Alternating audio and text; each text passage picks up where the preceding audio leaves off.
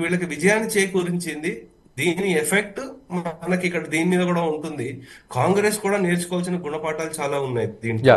Yeah Prasad గారు, ఏంటంటే before that మీరు అన్నారు ఇందాక ఆర్ఎస్ఎస్ పాత్ర విషయంలో. సో మనం ప్రత్యేకంగా మాట్లాడుకునే సబ్జెక్ట్ ఇది. సో ఎట్లాంటి పాత్ర అంటే మనం ఇదివరకు కూడా చూసాం ఎన్నికలలో, అండ్ ఈరోజు మహారాష్ట్రలో ముఖ్యంగా ఎట్లాంటి పాత్ర పోషించింది, అండర్లయింగ్ పాత్ర, ఇంకొంచెం డీప్గా మనం మాట్లాడుకుందాం.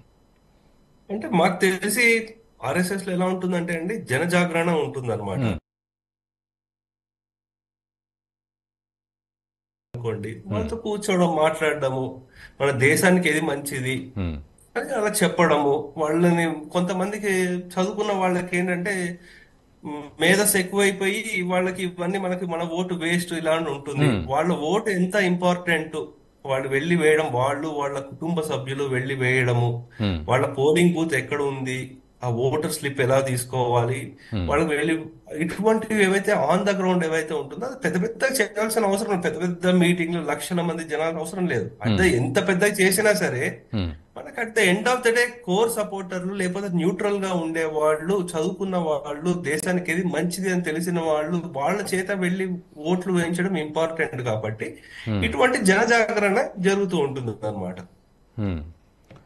సో మరోవైపు సో ఓటు జిహాద్ కూడా ఎక్కువ దాని మీద బాగా చర్చ జరిగింది నిజానికి మీడియాలో, ఓట్ జిహాద్. ఎందుకంటే 180 సంస్థలు అటు బీజేపీని బ్యాన్ చేద్దామని, ప్రధాని మోదీని బ్యాన్ చేద్దామని ఇట్లాంటి కంకణం కట్టుకునే ప్రయత్నం చేశాయి. సో ఒక 10% ఆఫ్ ఓట్ షేర్ వాళ్ళది ఉన్నప్పటికీ ఇది ప్రభావం చూపెట్టిందా ఈ ఓట్ జిహాద్ అనేది, లేకపోతే ఈ ఫ్లోలో కొట్టుకుపోయిందని చెప్పుకోవాలా? తప్పకుండా చూపించిందండి. అది ఏమైందంటే అది రివర్స్ కన్సాలిడేషన్ అయింది. మీరు మహారాష్ట్రను చూసుకుంటే ఏంటంటే హ్మ్. ముస్లిం ఓటర్స్ ఇన్ఫ్లుయెన్స్ చేసే కాన్స్టిట్యుయెన్సీలు చాలా తక్కువ. హ్మ్. 18 కాన్స్టిట్యుయెన్సీలో 20 కాన్స్టిట్యుయెన్సీలో దానికి మించి లేవు. హ్మ్. అయితే వీళ్ళు ఏంటంటే ఈ ఉలేమాలు ఇన్ని డిమాండ్లు పెట్టడాలు ఇవన్నీ చేయడం వల్ల ఏమైందంటే అది రివర్స్ కన్సాలిడేషన్ అయింది. లేదంటే హ్మ్. అది మనకి దళిత్ మూవ్మెంట్ జరిగింది, లేకపోతే మరాఠా మూవ్మెంట్ జరిగింది, అవన్నీ జరిగి అవి విడిపోయే ఛాన్స్ నుంచి వీళ్ళు ఎప్పుడైతే ఇటువంటివి చేశారో అసలు మన సనాతన ధర్మ ఉనికికే మనకి నష్టపోతాము అన్న ధ్యాసలో వాళ్ళు ఏంటంటే దానికి మించి అంటే వాళ్ళ ఇండివిజువల్ కాస్ట్ నుంచి వాళ్ళు రేజ్ అయ్యి డెఫినెట్లీ వాళ్ళు కన్సాలిడేట్ అయ్యారు. అందు గురించి చూసుకుంటే మరాఠ్వాడ రీజియన్ లో కూడా వీళ్ళకి మంచి మెజారిటీ వచ్చింది అనమాట. సో తెలుగుదేశం వీళ్ళు పార్టీ చేసిన పని ఏంటంటే అది కాకుండా ఇంకోటి మనకి ఆ సిద్ధి వినాయక్ టెంపుల్ అది కూడా వక్ఫ్ భూమి అని చెప్పారు హ్మ్. ఎలక్షన్ ముందు. హ్మ్. అంటే అసలు ముంబైలో ఉండే వాళ్ళు చాలా ఎమోషనల్లీ కనెక్టెడ్ అన్నమాట వీటికి. హ్మ్. సో వాళ్ళేంటి మళ్ళీ మేము వీళ్ళకి సపోర్ట్ చేస్తున్నాము, హ్మ్. మహా వికాస్ అఘాడీకి అని చెప్తున్నారు. అంటే అది కాకుండా మనం వీడియో కూడా చూసాము. మన ఏముందని వీళ్ళకి ఎంఐఎం వాళ్ళకి హ్మ్. వెళ్ళి అక్కడ మాకు 15 నిమిషాలు 9:45 10 ఇటువంటి కామెంట్ రెచ్చగొట్టే వ్యాఖ్యలు చేయాల్సిన అవసరం ఏముందండి అక్కడ. అవును. సో ఇటువంటి ఒక కారణం చేత అంటే మీకు హిందూ ఓటర్ అనేవాడు పెద్ద వాడు కూడా వచ్చి రెచ్చగొట్టి వ్యాఖ్యలు చేయడు. వాళ్ళు అన్ని గమనిస్తున్నారు కదా. అవును. సో వాళ్ళు కూడా అర్థం చేసుకున్నారు ఎవరికి ఓటేస్తే మనం జాగ్రత్తగా ఉంటాము అని. హ్మ్. అలాగే చదువుకున్న వాళ్ళు కూడా అంటే అందరూ మైనారిటీలు అలాగే ఉంటారు అనట్లేదు. హ్మ్. కానీ చదువుకున్న వాడికి కూడా కొంచెం కొంచెం గొప్ప ఇంకిత జ్ఞానం ఉండేవాడు ఎవరైనా ఉన్నారు అనుకోండి, హ్మ్. వాళ్ళు కూడా అది చూశారు. హ్మ్. సో అలాగే ఇంకోటి ఇంపార్టెంట్ మెసేజింగ్ కూడా వీళ్ళు ఇంకోటి రెచ్చగొట్టేది ఏం చేశారంటే హ్మ్. ఇండస్ట్రీలన్నీ గుజరాత్కి వెళ్ళిపోయాయి అని ఒక ఇది చేశారనమాట. హ్మ్. అయితే దీన్ని ఇక్కడ చూడాల్సింది ఏంటంటే దీన్ని తిప్పికొట్టారు దేవేంద్ర ఫడ్నవీస్ గారు. ఆ!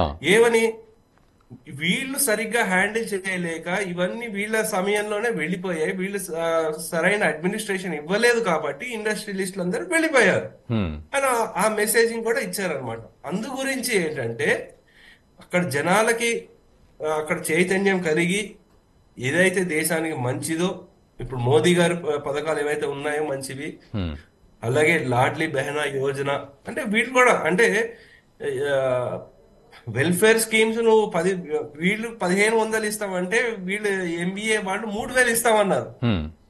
ఓకే, మాతృమూర్తులకి అక్క చెల్లెళ్ళకి వాళ్ళు అలా ఇస్తామని చెప్పారు. ఓహ్! కానీ వాళ్ళు దాన్ని నమ్మలేదు. హ్మ్. ఎందుకంటే డెలివరీ దగ్గరకు వచ్చేసరికి నువ్వు చెప్పిన ప్రామిస్ ని నిలబెట్టుకోవడంలో బీజేపీ ఎట్లా అయినా చేస్తుంది, ఎన్డీఏ గవర్నమెంట్ చేస్తున్న నమ్మకం ఉంది చూడండి. ఉమ్, ఉమ్, అది గెలిపించింది. అది కాకుండా ఏంటంటే వీళ్ళు పక్క రాష్ట్రమే కదా కర్ణాటకలో, వీళ్ళు ఎలా చేస్తున్నారు, తెలంగాణలో ఏం జరుగుతుందో చూస్తున్నారు.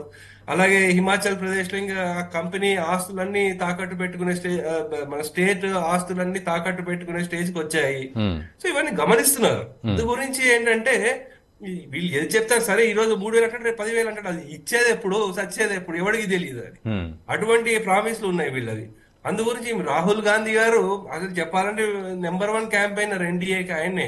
ఆయన ఏది వేరే దేశాలకు వెళ్ళిపోయి మన దేశం గురించి ఎంత చెడుగా మాట్లాడారో ఉమ్. అవన్నీ ఇన్ఫ్లుయెన్స్ చేస్తాయి కదా. ఇవన్నీ ఇప్పుడు ఈరోజు వీళ్ళు ఫేక్ నెరేటివ్లు, లేకపోతే రిజర్వేషన్ వెళ్ళిపోతుంది ఇటువంటి నెరేటివ్లు